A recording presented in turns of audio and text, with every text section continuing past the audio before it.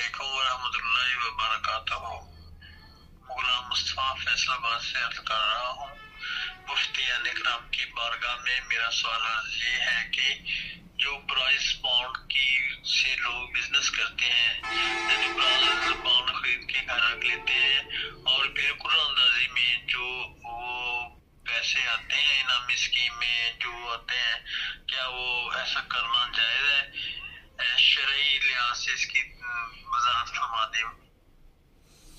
अस्सलाम वालेकुम रहमतुल्लाहि व बरकातुहू। भाई आपका फैसलाबाद से सवाल है कि प्राइस बांड के बारे में। प्राइस बांड की खरीदो फरोख्त शरन जायज़ है।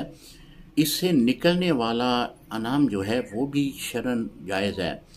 तो अगर आप खरीदो फरोख्त इस तरह करते हैं, मिसाल के तौर पे 500 रुपये का प्राइस बांड है, 500 रुपये का ही आप ख़रीद लेते हैं तो कोई मज़ायका नहीं है, इस पर इजाज़त है शरन, आप ख़रीदो फरोख्त इसकी कर सकते हैं।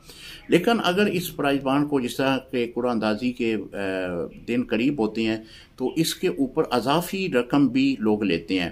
तो अगर आप 500 रुपये के प्राइस बांड पे या 700 या 750 रुपये के प्राइस बांड के ऊपर 100 रुपया या 25 रुपये या 50 रुपये अजाफी देंगे तो ये सूद होगा, ये ख़रीदना जो है ये हराम होगा। बाकी इसके ऊपर जो रकम इनामी सूरत में आपको मिलेगी उसका लेना भी शरन जायज़ होगा।